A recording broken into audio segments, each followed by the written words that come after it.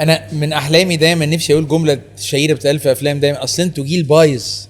كنت عايز اقول بس ما تنطبقش عليك، انا بخاف منك، ما تبصيش النظره دي مخوفيني ولا ايه؟ هتقولها ولا على فكره عادي، انا عايزه اقولها؟ انا كنت عايز اقول لكن رجعت نفسي على طول. لو هتقولها قول لي يعني. لا بس انا اقول لك الفكره ايه. اولا اهلا بيك يا سلمى الاول. لازم نبدا، ما ينفعش نبدا بدايه عاديه مره كده، كلام طبيعي. لا ما ينفعش، ده سؤال، لا ما ينفعش. طيب انا بس عندي دايما ايه تصور كده، ان انا شايف العيال النهارده الوظيفه بالنسبه لهم حاجه وحشه جدا، محدش عايز يشتغل، بيبدا يقدم في اي شغلانه، انا عايز اجي واروح براحتي واروح مش عارف ايه واشتغل اونلاين، ومش عايز يبقى ليا مدير، عايز ابقى مدير نفسي وحاجات كتيره جدا. وبعدين كتير جدا في اول لحظه كمان يقول لك ايه، لا مش عايز الوظيفه اساسا وعايز اعمل برايفت بزنس. الكلام ده مبدئيا ده اللي شايفاه، هو ده الترند طبعا. بيني وبينك يعني انا بحب شغلي الحمد لله، وفي ناس كتير قوي بتحب شغلها، بس اكيد يعني الواحد لو يقدر يقلل على قد ما يقدر. بس انت عارفه ان هي المسؤوليه لما تعملي برايفت بزنس اكتر مليون مره.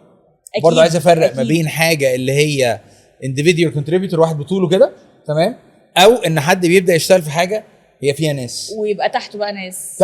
في ناس ما بتحبش ان هي يبقى فوقها حد بيقول لها تعمل ايه. بس يعني هم برضه مش متخيلين التشالنج بتاع ان هم يبقوا بيمانجوا ده مرعب. وبعدين جنب كده كمان انت عندك مشكله ان انت مفيش حاجه اسمها اصل مرتبي ثابت في اخر الشهر، انا صاحب عمل، ما بالك بقى مش بس مرتبات الناس اللي معاكي عمليه دي اصعب منكم. انت تفكيرك رايح فين؟ انا عارف انت طبيبه ومش عارف ايه وكلام من ده ماجستير، بس انا طول عمري بفكر حتى في مجالي ممكن يعني يا رب ابقى انتربرنور يعني، وعندي افكار معينه. حلو. بس الدخول فيها صعب، والخطوه انك تاخدها صعبه، وان انت فعلا تمانج مش سهله خالص. يعني مش بس الفكره وتنجحها، لا انت بتمانج الناس اللي هتنجح الفكره دي. فانت بتمانج بقى الاتش ار كله وكل يعني موضوع تفاصيل كتير قوي. الاتش ار ده حدوته جامده. انا نفسي اصلا ما اعرفش، انا دلوقتي ده بسمعه من الناس. لا وعلى فكره والكلمه الشهيره اللي انتوا ليه النهار بتقولوها على المنتل هيلث بتاعي والسايكولوجيكال مش عارف ديفنتلي بياخد هيت بقى، بياخد هيت شويه كده لحد ما فالكلام ده كله مش سهل، بيخبط يعني بقى عند الناس بقى. فاحنا النهارده يا جماعه معانا ضيف، مش كل مره نجيب ضيف زي ما انتوا عارفين، بس معانا النهارده في بودكاست جميل بتاعنا ضيف. وبرده جدع ده جميل ليه بقى؟ انا اشتغلت معاه في حاجات كتيره بقى لي كذا سنه، يعني ان هو برده ما اتولدش في بقه معلقه ذهب، هو مش جاهز كده، معاه تمويل جامد جدا، اشتغل في حاجه صعبه جدا، وحاجه سبحان الله الكاستمرز او العملاء ما بيدفعوش عامه، بيتاخروا وبيعملوا يساوي. نورنا النهارده بشده محمد عبد. ازيك يا محمد؟ الحمد لله يا دكتور، ازي حضرتك؟ احكي لنا انت مين الاول يعني. انا قلت حاجه واقعيه في الاول، الكلام كان واقعي. الكلام ده كان خزان احزان يعني ده خزان احزان يا خبر. يعني احكي لي بقى. احكي انا، تحب نبدا منين؟ انت اولا تحكي لي عن نفسك، انت دراستك ايه انا انت هتتفاجئ دلوقتي، انا اصلا بكالوريوس خدمه اجتماعيه. اصلا مالهاش دعوه خالص. لا خالص. انا عايز اقول لكم يا جماعه الراجل ده، وهحكي لكم كمان هو عبقري في التكنولوجي ما شاء الله يعني. الله يبارك لك. لا بجد ما شاء الله. طب احكي لي بقى ايه بقى. هي القصه كلها ابتدت من ثانويه عامه. لما كان لسه بقى الكمبيوتر ده داخل البيت والكلام ده. يعني ده خد دماغي بقى يعني. حلو. كان هو الحاجه الوحيده اللي بعدتني عن القرايه. حلو. وكانت حاجه سيئه بصراحه يعني. حلو. فكنت بقى موهوم بيه، فاخدت بقى ابتديت بقى اللي هو نظام ايه، جمع اجهزه، وابتديت افهم ايه الكمبيوتر ده والدنيا دي. احنا زمان الجيل بتاعنا سلمى ما حضرتيش الكلام ده، كان في حاجه اسمها الدوس. وكان في حاجه اللي هو الديسك. انا حضرتك فلوبي ديسك، فلوبي ديسك وكلام من ده. فابتديت ساعتها بقى ابتديت اتعلم البروجرامينج دي. كان بقى البروجرام يعني كنا بنتعلم حاجه اسمها كود بيزك. فكان البرنامج بيشتغل على الدوس اصلا. بالظبط. فدي كانت اول بقى مرحله في حياتي، اللي هو انا ايه ده، انا هعمل ايه. فساعتها كنت بعمل برنامج محاسبي يعني الاله الحاسبه احسن منه اساسا.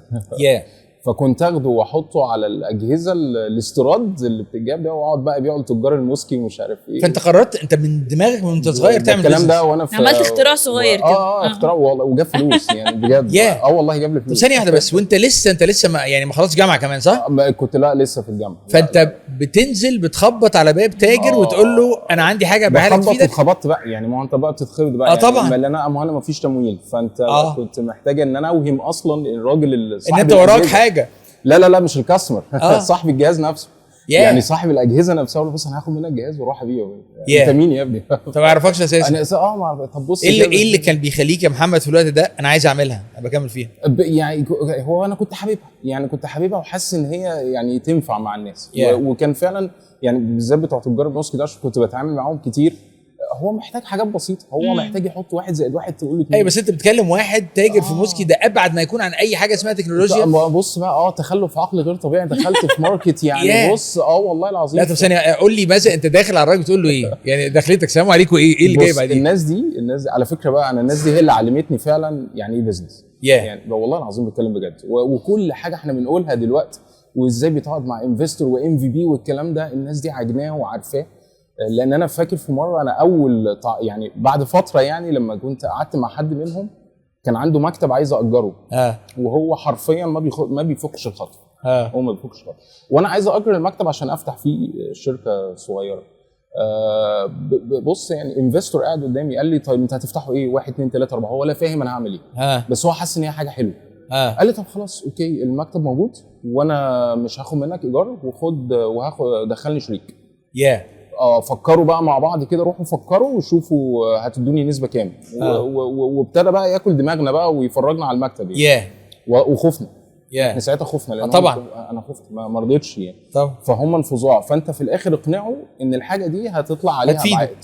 بالظبط. كان بالنسبه لهم اكبر كارثه ان انا بتسرق. انا بضاعتي كتير.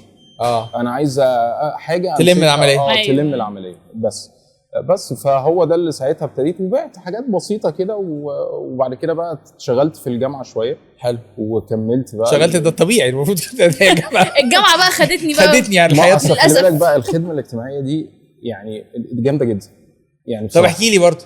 لا جامده جدا بقى. لا غير انا كده بحب القرايه اصلا. حلو. فاحنا بناخد شويه حاجات بنتكلم في علم النفس وعلم الاجتماع ووسائل الاتصال والحاجات الجامده جدا. حلو. اللي كان اجمد حاجه فيها بقى ان هم كانوا بينزلونا تدريبات عمليه. حلو. فانا كل سنه في حته يعني. في سنه انا كنت في مصحه نفسيه. سنه انت في سجن. سنه انت في مدرسه وقاعد مع اطفال. ما انت لازم بتتدرب على كل حاجه. دي انا شفت فيها اللي ما شفتوش. وفي نفس الفتره دي برضو كنت بنزل برضو اشتغل شغلي الطبيعي بقى. بس ايه بقى اللي هو تايبنج بقى. انا كنت والله بعرف اكتب انزل اتايب. حلو. والكلام ده كله. وساعتها بقى كان لسه الفوتوشوب طالع فتعلمت فوتوشوب. حلو. ومش عارف ايه عملت بس جميل يا محمد ان انت في كل حاجه انت بتتعلم. طب انا كده في الموقف. يعني انا اتحطيت في الظرف. حتى لو انا الظرف مش بحبه. انا لو ما اتعلمتش منه انا خسرت. برافو عليك. انا جميله جدا مهمه جدا يا سلمى برضو عشان ايه برضو with all respect لكل وبعد مع كل احترامي هنلبخ العاده طبعا. فدايما الشباب يقول لك لا اصل انا ما اشتغلش في اي حاجه الا لازم اكون بحبها. العمليه مش كده. لا هي برضو ممكن حب ما تعمل. لا العكس. حب ما تعمل حتى تعمل ما تحب. حاجه زي كده. يعني انت ممكن تقعد تفكر انا عايز اوصل للي انا هحبه وعايز اوصل للحاجه اللي انا فعلا هكمل حياتي فيها. بس مش معناها دلوقتي ان انا يعني ما اعملش حاجه تانية. هتعمل حاجات كتيره مش بمزاجك بس هتعملها بجد بذمه. واكشلي انت مش هتعرف اصلا مين اللي انت بتحبه يعني. خلاص انت لسه بتستكشف كمان. وهتفضل تستكشف. يعني انا دايما بقول للي حواليا وبقول للناس اللي شغاله معايا وبقول للكاستمرز ارجوكم الافتراضات الاسامبشنز. انت ليه بتاخد ان الافتراضات دي فاكتس حقيقيه؟ صح. انا بالنسبه لي الافتراضات دي يعني تاسك ان انا يا الافتراض ده صح يا الافتراض ده غلط. لسه مفيش حاجه مؤكده. فخدها بقى في كل حاجه يعني مش في البيزنس بس. انت في حياتك كلها. طيب فانت رميت كلمه دلوقتي والناس اللي معايا فاحنا انت لسه الاول جميل قوي شغال بطولك جبت اجهزه واتخرجت من الجامعه خدت تجارب حلوه. اتخرجت بقى من الجامعه فكنت عامل فيها بقى عنتر بن شداد. ولا انا هشتغل لحسابي برضه. حلو. فابتديت ادور بقى على ايه زبون جديد. ما خلاص تجار موسكي مش هينفعوا دلوقتي ما بقاش جايب معاهم. فاكتشفت ايه ان المطابع كانت ساعتها بقى داخله فيها الماك ومش عارف ايه والكلام ده فبيحتاجوا صيانه وانا اصلا راجل بتاع برمجه. فانا اعرف صيانه شويه. فخلاص بقى شنطتي دي على كتفي بقى ومفيش مطبعه فيك اللي بروح لها يعني. الله عليك يا محمد. وبنعمل لهم صيانات. طيب والجو برضه عايز اقول لكم يا جماعه كل حاجه في العالم دايما يقول لك جمله جميله جدا there is always a method to the madness. حتى الجنون ليه نمط. فهو محمد عمل حاجه جميله جدا. انت في بعض الاوقات تبقى في ناس العهد البائد القديم قوي يقول لك برودكت اورينتد عندي منتج وعايز اوزعه. انت كنت بتعمل العكس. انت كاستمر اورينتد تماما. انا السوق عايز ايه انا هجي لك. عايز ايه هجهز نفسي ليك. انا هجي بالظبط يعني. وعلمت نفسك صيانه الاجهزه وكده. يا خبر. وبوظت اجهزه تخصني. يا خبر. عشان كده اتعلمت صيانه بقى بعدها. يعني لا ده وانا بتعلم الصيانه وبصين في جهازي اجهزتي تضرب عادي جدا. والله حرقت هاردات وولعت فريمات وكانت قصه يعني. الايام دي كانت صعبه برضو ماديا عليك. لان كان في تكلفه التعلم بس هي تكلفه. تكلفه التعلم وانا اصلا مطالب مني ان انا اشتغل وادخل دخل لان انا عندي التزامات. يعني دي كارثه ثانيه. فانت عندك الاثنين. وبص، وفي اللحظه دي بقى انت اساسا يعني في اللحظه دي الشباب ما يعني ما بنبقاش عارفين الغلط من الصح قوي. تمام. يعني انا لما كنت شغال في مركز برضه طباعه والكلام ده كله، في نفس الوقت كنت بذاكر الشهاده بتاعت مايكروسوفت سيرتيفايد بروفيشنال. الشهاده دي كانت 3 امتحانات. نجحت في اول امتحان، تمام، نجحت في ثاني امتحان، جيت في ثالث امتحان بقى. انا كنت بذاكر ازاي؟ كنت بذاكر من البي دي اف تبقى موجوده مثلا، اقرا واقعد اكتب والكلام ده كله.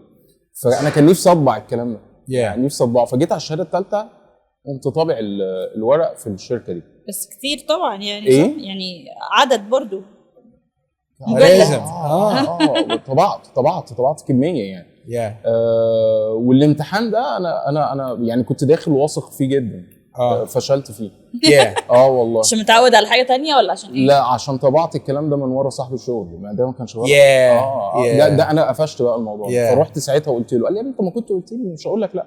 قلت له بس انا قلت لك عشان انا الامتحان فشلت. انا كنت تخيل ان انا بعمل حاجه صح. ما كده او على فكره انا كنت بطبع على دشت. يعني على ورق بس برضو بس اخبار برضو وبتاع والكلام ده. بص انت مش محتاج اقول لك، هو محمد من الناس الجميله جدا وبيفتكر ربنا في كل حاجه بيشتغلها. بس فعلا هو من يتقي الله يجعل له مخرجا ويرزقه من حيث لا يحتسب. وعملت فيه مجهود ودخلت سيميوليشن اكتر من سيميوليتور ونجاح. فشلت فيه برضه. ورحت قلت له، قال لي لا يعني كنت قلت لي ومش عارف ايه، وطبعوا لي بقى وجلدوا لي ما فتحتهاش اساسا، دخلت امتحان تاني نجحت. الموضوع انتهى، الموضوع خلص. طيب. فلو احنا اتكلمنا بقى على الظروف الماديه، والله طبعا الظروف الماديه كانت بتبقى صعبه. طبعا بتبقى صعبه. طيب بعد كده النقله بقى انك ما شاء الله من اجهزه ومن صيانه، لا ده انت عندك دماغ. انا عايز اقول لكم يا جماعه، ده الحته ما قلتهاش في الاول، محمد اشتغل معانا في حاجه بروجكت معين، كنا عايزين نعمل منصه بلاتفورم، حاجه متطوره جدا، وكان عندنا احلام. جبنا اكبر شركات في السوق المصريه ومنهم حاجات مالتي ناشونال وغيره في المجال التكنولوجي والديجيتال ترانسفورميشن. سيستم انتجريتورز مقاولين يعني تكنولوجي، وقال لك هنركب ايه عليه، وحطوا لنا ارقام فلكيه مستحيل ندفعها، ما عندناش قدره. وبعدين رحنا لمحمد انت كان عندك القدره، انت يو كيم اب وذ ذا موديل، انت الفت الموديل كله، انت عملته. انت عملت التكنولوجي بقت بتاعتك وبتاعتنا. النقله دي حصلت ازاي؟ لا، ما هو النقله دي برضو قبلها حاجات تانية. ما احنا بعد ما خلصت انا بقى القصص دي كلها برضو قلت لا انا مش عايز اشتغل عند حد، والجو بقى القديم بتاع الشباب. ايوه بالظبط، نفس الكلام اللي العيال بيقعدوا يقولوه بالظبط. بالظبط بقى العيال البايظه اللي احنا قلنا رحنا بالظبط. وقمت رايح بقى فاتح شركه انا وصديق ليا يعني، وهندي تريننج بقى. بص، وفتحنا الشركه واحنا يعني خلاص الشركه مفتوحه والاجهزه موجوده والدنيا تمام. طيب فين يا ابني الماركتنج؟ احنا ما نعرفناش اصلا يعني ايه ماركتنج، ما تعرفش مش الكلام ده. احنا ومأجرين وحاطين حاجات فين كذا لا، وفاتحينها فين بقى؟ يعني احنا فاتحينها في يناير 2011. هم من اسبوعين وكانت الثوره الدنيا قفلت كلها. خلاص يا خبر برضه يا خبر. يعني رحت قلت لا، انت مثابر يا محمد. انت يعني كافحت. لا والله هي مش مثابره، بس هو في الاخر هي مثابره طبعا، ده اصرار وصبر، ربنا يكرمك. لا بس انا شايفها، انا كنت شايفها في يعني او شفتها دلوقتي غرور او عند. يعني انت لا يمكن هي ثقه في نفس على فكره، مش لازم تبقى غرور يعني. بس مش وحشه، بس انت في الاخر عارف ايه. طب حياه ابوك انا هجيبك، انا هفضل بالظبط.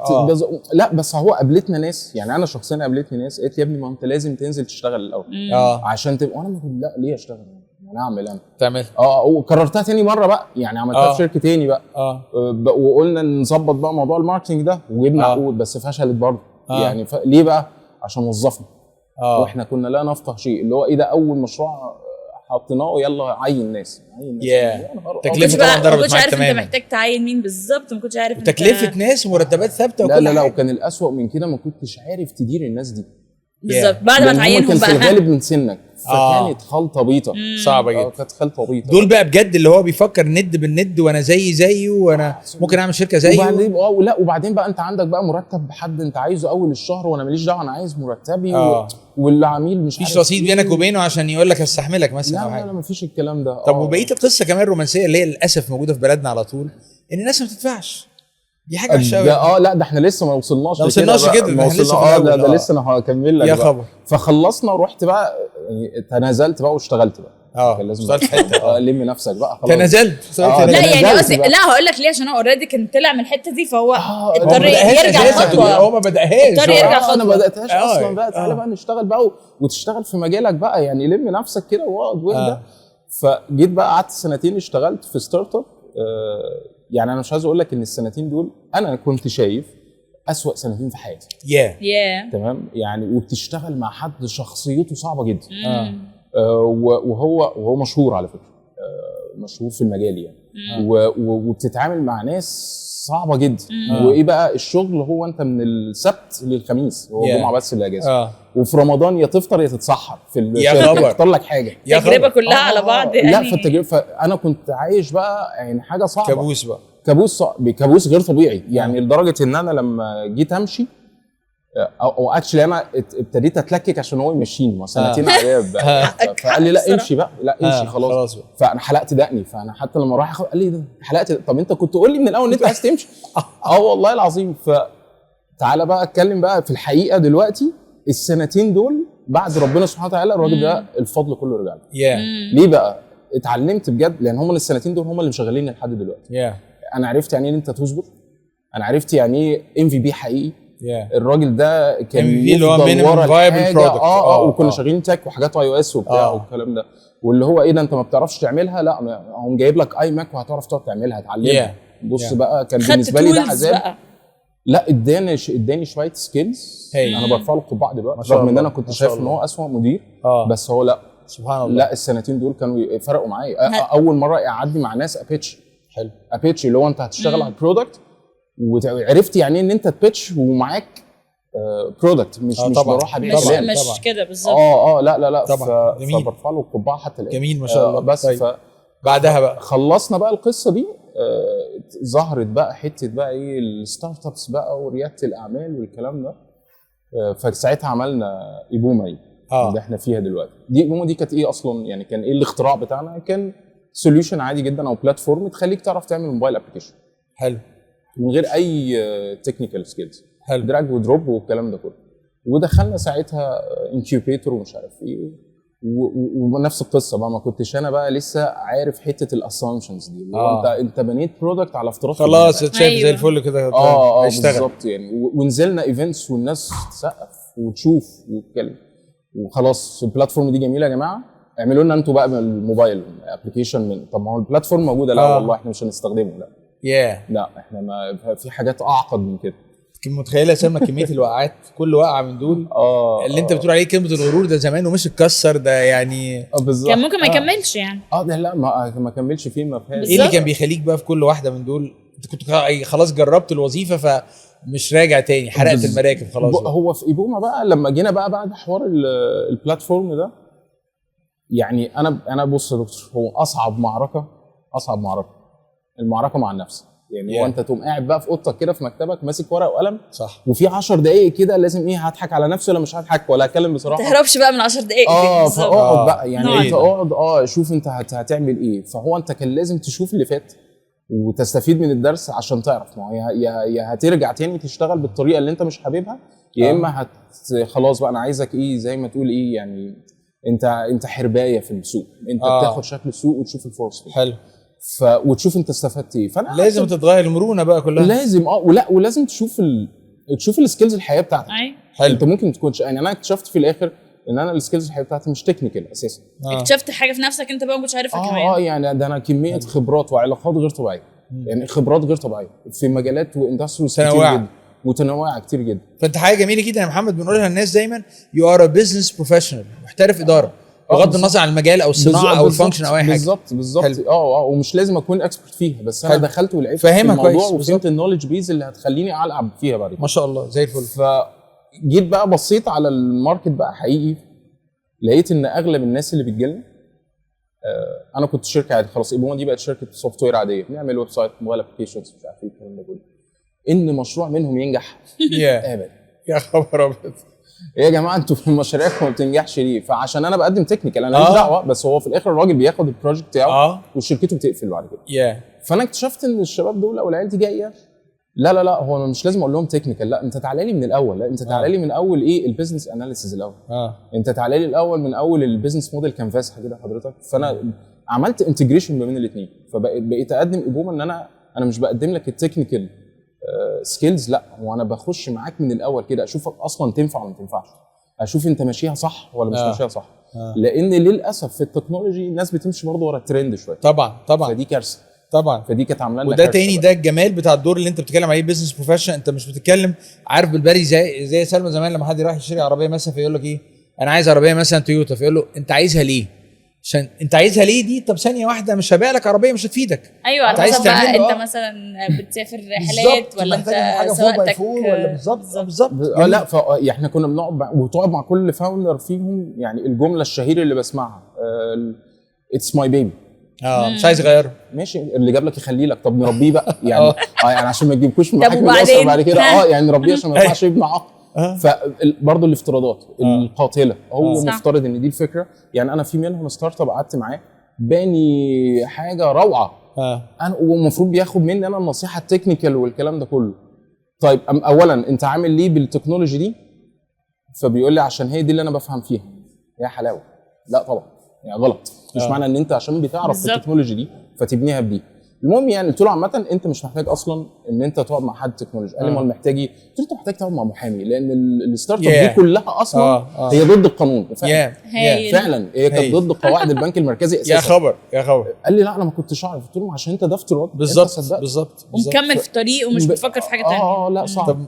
وفي بمناسبه الاي بي ار دي برضو احنا كان برضو جالنا عميل وعايز طبعا الاي بي ار دي بس وهو مش فاهم تكنيك. وانا عايز التكنولوجي دي ودي ودي. ليه يا فندم؟ هو كده. هو انا سالت ناس وقالوا لي كده. فانا قلت له لا ما خلاص احنا اتعلمت. لا انا مش هخش في بالظبط مش هينفع يعني مش هينفع. بعد ما قعدنا عملنا اناليسيس شهرين بقى وكتبنا دوكيومنتس فظيعه في الموضوع ده. بس حلو الجميل كده كمان حته مهمه جدا بنقول للناس انا بقيت عارف انا مش عايز ايه اكتر من عارف انا عايز ايه. ده ضروري. مش عايز اغلط مش عايز اخش في سكه انا عارف دي غلط يعني. وانا مش عايز اقول لك ان هو خلاص قال لي اوكي وسابنا ومشي وراح كلم مين وراح كلم في سي وصاد والكلام ده كله. لا هي المشكله ان هو كان عايزها تبع الاي بي ار دي برضه. بالظبط. فانا لقيت حد بيكلمني من السعوديه ازيك يا محمد الاخبار ده انا عندي حد كده عايز حد تبع اي بي ويطلع هو نفس الراجل. قلت له اسمه كذا قال لي قلت له عارف. طيب حته تقيله قوي بالنسبه لنا. الحمد لله ما شاء الله انت بعد كده دلوقتي بقيت بالبيزنس نوليدج انت بتتيلر الحاجه بتعملها لمصلحه المكان بالظبط. فبقت اكتر واقعيه واكتر عمليه. بقيت اتكلم بيزنس ديفلوبمنت اكتر من بتكلم تكنيك. الناس بقى اللي عندك انت قلت التحدي بقى ناس انهي ناس بقى دول الشباب ولا دول بتوعك موظفين ولا موظفينك بقى طيب هم مش موظفين زمايل تمام.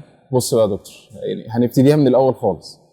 الجين زي ده ماشي الجيل الجميل الحلو ده يعني هقول كلام صادم شويه ماشي بس انا هبقى صريح يعني تمام. واثق في نفسه مغرور ثقافه سطحيه اللهم صل على النبي. مستعجل اسمع يا سلمى انا بتكلم بجد والله فعلا. انا عايز بس انا الحمد لله انا مش جين زي الحمد لله. لا مستعجل جدا ومتسرع جدا. عندهم شغف غير طبيعي ان هم يعملوا البيزنس بتاعهم وان انا حر تمام. ده كل ده صح 100%. بس المفاجاه فين بقى؟ احنا كنا كده للاسف. يعني احنا كنا كده. انا لما كنت بتعامل معاهم بالعوامل دي انا كنت بعاملهم معامله وحشه جدا وكنت اسوأ مدير ممكن تشوفه والعيال كانت بتكرهه. انت متوقع او حاطط في بالك ان هم زي زفت يعني هو ده اخرهم؟ ما كانش ليا الحق ان انا انظر عليهم اصلا. مش لازم عشان انا عشت تجربه معينه واتبهدلت وخدت نوليدج معينه ان انا اتوقع ان هم يعملوا كده. لا هو مش كده. وتغيرهم ان هم يبقوا زي ما انت عملت. دي بقى كانت اسوأ حاجه بتحصل. دي كانت اسوأ حاجه انا بعملها. وتيجي تقول لهم محمد عبد المجيد يا اعوذ بالله عفريت. لا انا مش هشتغل معاك. اكيد مش الجيل كله غلط. طبعا بس كمان ان الصناعه بتاعتك كمان ديماندنج جدا ومتطلبه وفيها ضغط وكل حاجه. بالظبط. فانا كان عندي بصراحه تحديين. التحدي الاول ان انا اصلا اعرف اتعامل معاهم وعشان اعرف اتعامل معاهم انا كان لازم اصلا انزل بالايجو بتاعتي اصلا. فلما نزلت بالايجو بتاعتي تيجي بقى تبص تحللهم تاني هو تكتشف ان هم لا على فكره هم الاذكياء والشاطرين. هي القصه كلها ان هم اتولدوا لقوا ايه. يعني احنا لما كنا بندور على المعلومه كنت اجري اقرا كتاب. هو المعلومه بياخدها من سطرين على الفيسبوك ثانيه بالظبط. فهو ما يعرفش ان دي ثقافه سطحيه بالظبط. هو ما يعرفش. هو مش متخيل. وبعدين بقى توقعاته عاليه قوي يعني ليه؟ لان هو شايف كده. هو شايف اللي ماشي باللامبورجيني واللي بيقعد يلعب له مش عارف الفلوس ازاي. فهو متخيل ان دي معايير السعاده والنجاح بالنسبه له. هو غلط كده. فانا لقيت انت برضه داخل في تربيه يا محمد. ما انا لقيت بقى ان انا لازم انقل له النوليدج دي somehow. وعشان انقلها له somehow لازم العبها بلعبته هو. لعبه ايه بقى؟ لعبه الفلوس. انا هقول لك ازاي تعمل فلوس حلو. انا على فكره انا في ناس كانت شغاله معايا وما زال شغالين معايا لما بتجي لهم شغلانه فريلانسر انا وصلت معاهم ان هو يكلمني عشان يقول لي يتفاوض ازاي. حلو. ما بيخافش من لا الشغل. حلو. ايوه ده بيدي لك اللي انت عايزه منه. طبعا بس طبعا يعني على الاقل خلاص هو انا بقيت واثق فيه يعني فخلاص انا هشتغل. طيب عايز اربطها لك بقى بالناحيه الناس اللي بره، انت عندك في اخر كل شهر جدول مرتبات والتزامات وحاجات والكلاينتس احنا عارفين يعني 90%، انا رقم 90 بقوله كتير بس لا والله لا فعلا 90% لا ما اكتر من 90%. لا اكتر. لا انت وهو بيطلب الشغل يعني انا عايزك بس تعدي التايم لاين بيوم وعلى التليفونات والايميلات بالظبط. طيب خلصنا وانجزنا في بقى بيمنت انت متاخر عليها شهر، يا خبر مش يوم مش شنيعه. أسبوع. نفسي افهم ازاي بيقبلوها على نفسهم. الحجج بتطلع بقى حجج جميله وكلهم ما شاء الله نفس الحجج يعني ومنها الشغل ما طلعش زي ما احنا عايزين بالظبط، منها مش عارف ايه كارثه دي. قمت انا عامل ايه بقى عشان اخلص من القصه دي بصراحه يعني والموديل ده نجح الحمد لله معايا حتى الان. قمت قالبها لهم بقى قلت لهم بصوا انا اللي بيشتغل معايا او البروجكتس بتاعتنا بتطلع احنا مفيش حاجه اسمها بروجكت وتدفع 50% وبعد كده 50% مفيش الكلام ده. قالوا ما احنا بنعمل، قلت لهم احنا بنعمل كونتراكت سنوي واحنا بنبقى معاك وبتدفع شهر بشهر. حلو. ان ادفانس بتقسم الخطر يعني بتجزأ الخطر. استفدت حاجتين، استفدت ان هو اولا انا طمعته هو اللي هو ايه ده خلاص يعني انا كده ضمنك، لان خلي بالك يا دكتور هو الماركت برضه ملخبط طبعا وفي ناس عشوائيه وحشين جدا برضه بالظبط عشوائيين جدا فيها يعني في ولاد بيطلعوا يلا هي هنفتح شركه والكلام ده ويخشوا ياخدوا مشاريع فسمعه الماركت بتبقى سيئه جدا. فانا لازم اخد فانت بتعمل كانها ريتينر وهو كمان لو لقاك مش مظبوط هيقول لك شكرا. ومش بس كده ولو خصوصا لو هو فكره جديده مش لازم تدفع كل الفلوس، ما انت ممكن تيجي بعد الشهر الثالث الرابع لا انا تكبر تعمل توقف تغير. وبقيت انجكت بقى ايه السيرفيسز يعني غير التكنيكال بقى لا تعالى بقى بزنس ديفلوبمنت الاول، تعالى يعني ايه بزنس موديل كانفاس، تعالى نعمل لك ايكو سيستم مابينج عشان تعرف تعمل بارتنرشيب كويسه عشان الكلام ده يعمل حسابه بعد كده في البلاتفورم مثلا اللي انت بتعملها. جميل ما شاء الله. فواحده واحده بقت الناس ما بتطلبش التكنيكال اصلا. حلو. طب التزام الولاد عندك عشان دايما انت عارفني طبعا محمد عارفني كويس.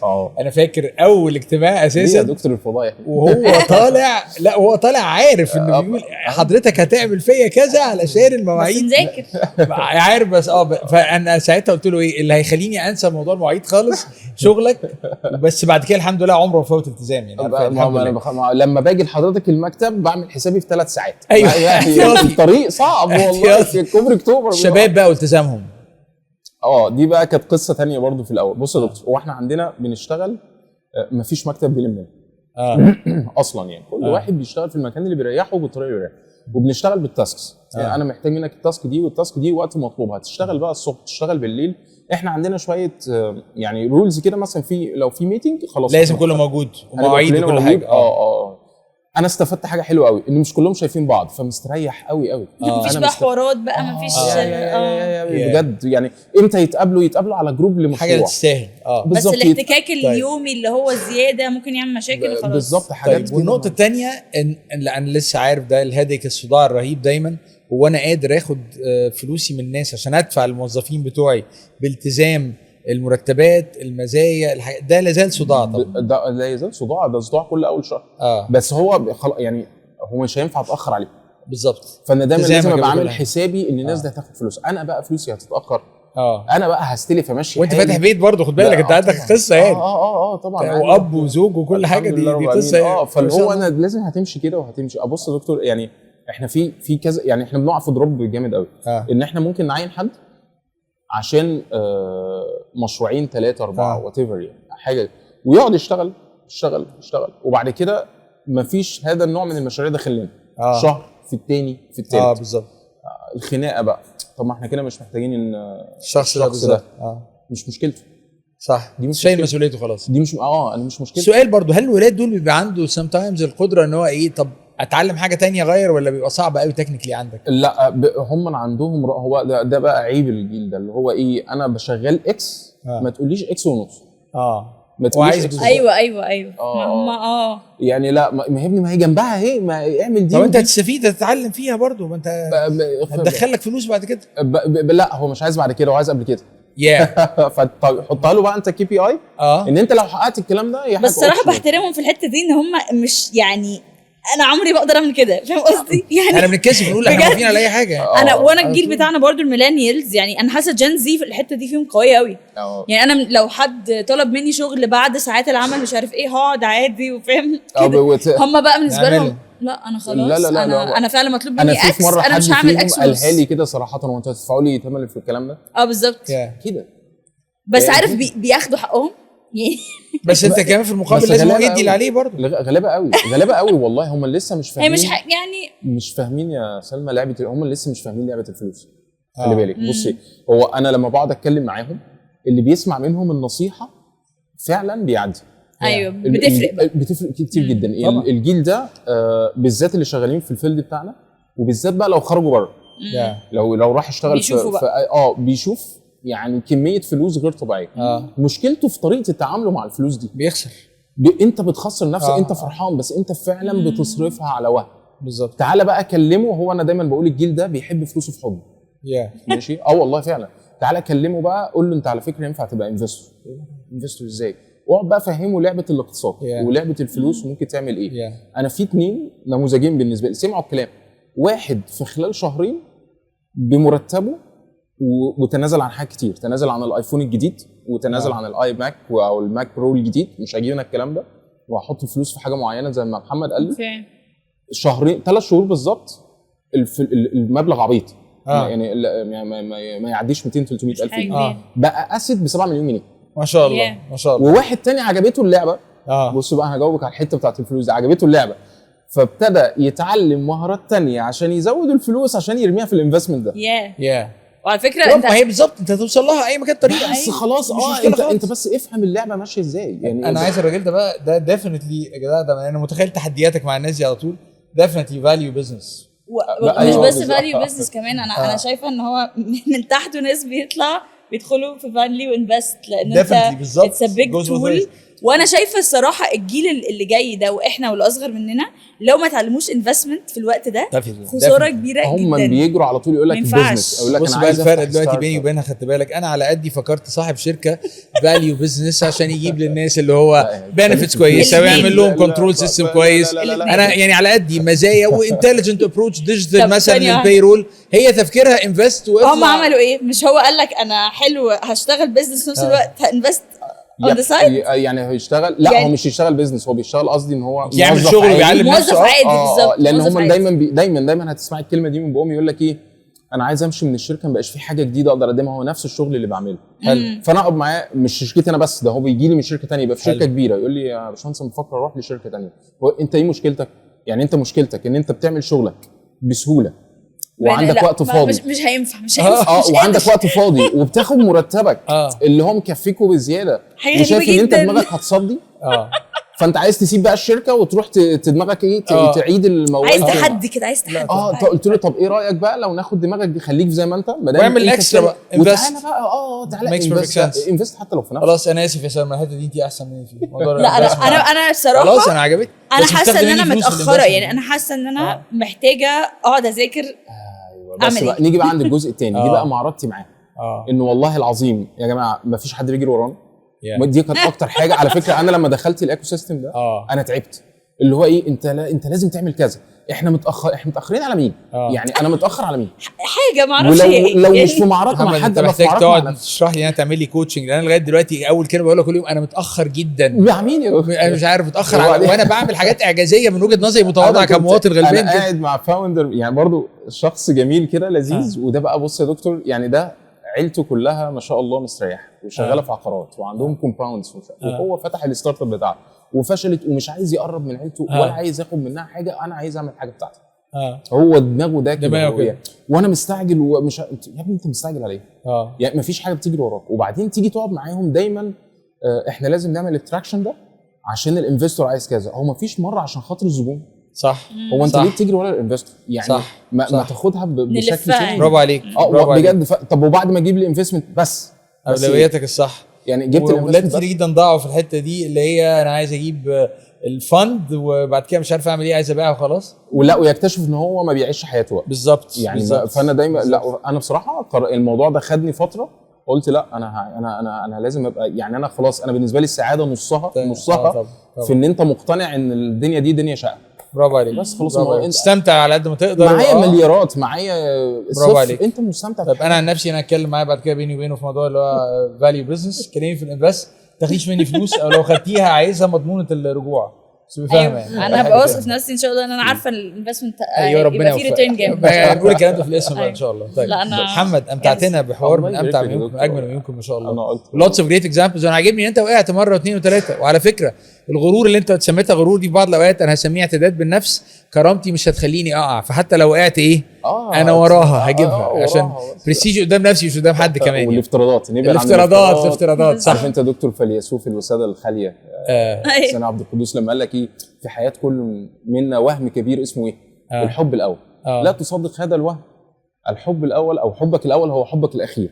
انت تفهمها ازاي؟ يعني حبك الاول هو اول حد انا حبيته هو حبي الاخير، ولا اخر حد حبيته ولا هو يبقى هو الاول؟ انا اسمع الرجاله مش انا طبعا، بس الرجاله المخضرمه يقول لك حبك الاخير معنى كده لازم تحب حاجه بتاع 30 40 مره توصل ان رايح الرجاله وحشه. ده الناس ثانيه ما اعرفهمش بس بتكلم عشان تروش هو بينسى وقاعد مع مين امها بعد كده. لا ده فكره مطلقه كده. طيب نختار اغنيه لذيذه.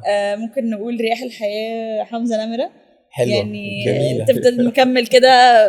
الظروف ممكن انت عندك بس يعني تقوم وتكمل تعدي لازم كده. انا عشان كده هحط بقى النهارده هسمح لنفسي احط كتاب ليا انا بقى السماره 6 عشان السماره 6 طبعا انت عارفه اكيد يا محمد طبعا. فهو في 50 تجربه حياه، بس السماره 6 الوحيده اللي انت بتعملها في اي وقت لو انت حاجه غير اخلاقيه مش هتقبلها، او لو انت خلاص بجد بطلت تضيف قيمه او يضاف لك قيمه باي صوره من الصور. ساعتها ده نهايه المكان او نهايه الناس معاك. فده ساعتها بتقول انا محتاج اعمل حاجه مختلفه. صحيح. وانا عاجبني انت على طول ما شاء الله اتعلمت حاجه والتانيه مفيش باب مقفول. لا ونتعلم تاني مهما حصل في 60 والقيمه اللي اقدمها مش لازم تكون يعني مش لازم اكون وعاجبني كمان انت مش هتكسر الدنيا. وعلى فكره لو حاجات بسيطه هعملها، مش لازم اعمل ابلكيشن تكسر الدنيا في كل حاجه. ممكن حاجات بيزك تحل مشكله تفيد ناس تنظم عمل. نأجل السعاده يا جماعه، استمتع بحياتك طبعا. اقعدوا مع اهليكوا واستمتع واخرج والكلام ده كله ده قصاد ده طبعا. مش لازم ده ياخد على حساب ده ابدا. صح. نورتنا محمد قعده جميله جدا. يا رب كل التوفيق ليك. شكرا جزيلا. شكرا جدا. يلا اشوفكم على كل خير ان شاء الله. ثانك يو يا جماعه انتوا سمعتونا لاخر الحلقه. احنا على انغامي، موجودين على ابل بودكاست، موجودين على سبوتيفاي، على ديزر، على امازون ميوزك، وطبعا هتلاقونا على السوشيال ميديا على انستغرام وعلى تيك توك وعلى فيسبوك، وكمان ثرو البلاتفورمز بتاعت فاليو. كالعاده في نهايه كل حلقه هتلاقوا سؤال الحلقه هو مكتوب قدامكم دلوقتي بالاجابات بتاعته. احنا في انتظار اجابات كلها ان شاء الله. هتلاقوها على كل المواقع الخاصه بالبودكاست انا وبابايا باتل فيلد، او كمان على الاكونتس بتاعتي انا كخالد حبيب على لينكد ان وكمان على الفيسبوك. اكتر اجابه منطقيه ان شاء الله هيكون ليها جايزه خاصه وجميله جدا من فاليو. اكتبوا اجاباتكم على طول دلوقتي وابعتوها لنا على طول دلوقتي، هنلاقيها على الويب سايتس بتاعتنا كلها، وان شاء الله تكون كسبان معانا مع فاليو ان شاء الله.